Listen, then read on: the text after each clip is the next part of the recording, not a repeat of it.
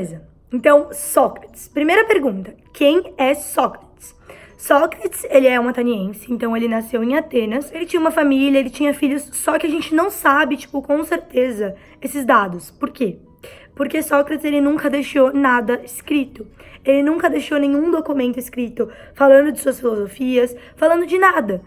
Tudo que a gente sabe de Sócrates são pelos escritos de outros filósofos. O que a gente precisa saber de Sócrates? Sócrates, como eu já disse, ele nasceu em Atenas. Ele viveu no período antigo, no período clássico da Grécia Antiga. Como outros filósofos já disseram, como Cícero já citou em um de seus textos, Sócrates foi o primeiro filósofo a trazer a cabeça dos pensadores da época do céu para a terra. Então, Sócrates fez com que os pensadores, fez com que os filósofos parassem de tentar procurar a arqué, os significados da cosmologia e passassem a querer investigar e entender o modo de vida do ser humano e o ser humano em si. Então essa é a principal diferença entre os Sócrates e os pré-socráticos. Os pré-socráticos, eles estavam a todo momento tentando achar um princípio constituinte e comum a todas as coisas. Já Sócrates não. Sócrates, ele estava tentando estudar o ser humano e entender o seu modo de vida. Para entender um pouco sobre a máxima de Sócrates, né, que é só sei que nada sei, e seu método, a gente tem que entender algumas outras coisas. Primeiro, Sócrates não gostava de ser chamado de sábio, porque ele afirmava que de nada sabia. Um dia, o oráculo de Delfos afirmou que não havia ninguém mais sábio que Sócrates. Sócrates não gostou dessa afirmação porque ele não se sentia sábio. Ele afirmava que de nada sabia. E mais pra frente, ele vai acabar concluindo que era por isso que ele era o homem mais sábio. Porque ele não era ignorante, ele sabia que nada sabia. E esse era o único conhecimento que ele tinha. Então, depois desse encontro dele, né, com o oráculo, ele foi começar a questionar aquelas pessoas a quem a sociedade considerava sábias. Então, políticos, poetas, artistas. E começou a perguntar, você sabe o que é o amor? Você sabe o que são as virtudes da vida? Ele começou a interrogar as pessoas para tentar entender mesmo quais eram as essências da vida. E daí que surge o método dele.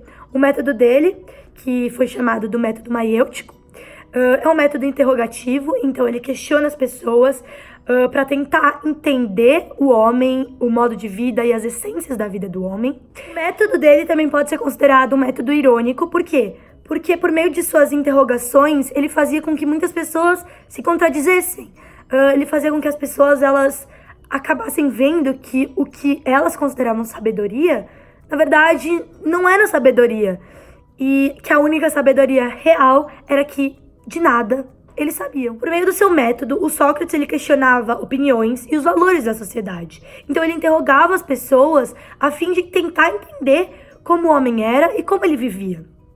Esse método também o fez entender e concluir que o melhor jeito de tentar saber das coisas era se autoconhecendo. Daí vem a segunda frase dele, que é conhece-te a ti mesmo. Então, essa frase, né, conhece-te a ti mesmo, também virou muito famosa porque acabou sendo uma segunda máxima de Sócrates. Sócrates afirmava que para você poder tentar, porque nada era uma certeza, para você tentar entender o mundo à sua volta, a cosmologia, a origem de tudo, primeiro você tinha que se conhecer e se entender.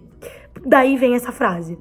Durante essa mesma época, né, em que Sócrates viveu, lutou na Guerra do Peloponeso e praticou, né, seu método, suas ideologias, Sócrates viveu junto com os sofistas. Quem eram os sofistas? Os sofistas, eles podem ser considerados os primeiros professores.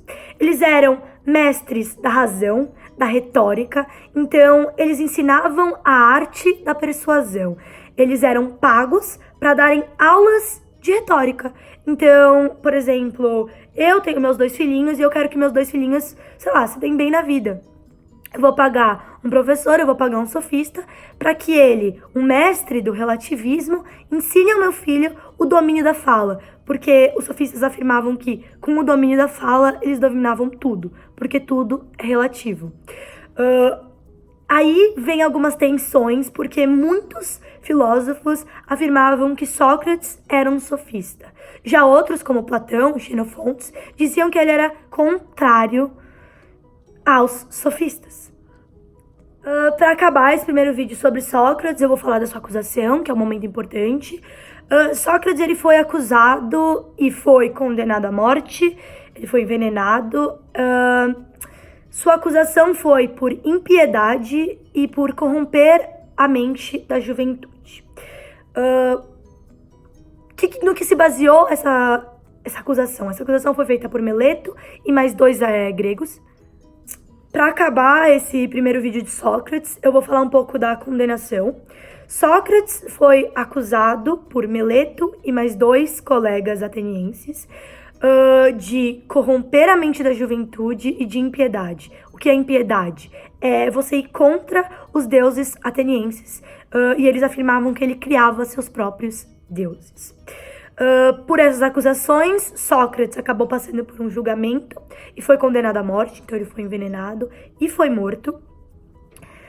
Sócrates, durante esse processo, né, de acusação, ofereceram para ele fugir, uma fuga, um jeito de fugir do seu julgamento final, mas Sócrates recusou, porque ele disse que mesmo que o condenamento fosse algo injusto no final, ele estaria sendo justo, porque ele estaria, né, passando por todas as fases da justiça. Então, esse foi o resultado do julgamento, ele acabou sendo morto por essas acusações, e até hoje tem umas controvérsias, né? Muita gente fala que Sócrates foi acusado injustamente, outros falam que o condenamento foi sim justo, mas isso eu deixo no ar porque não é minha opinião, eu só tô dando fatos.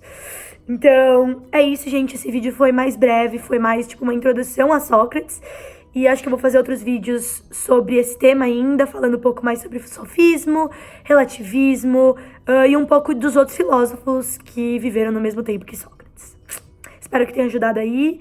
E é isso. Beijos.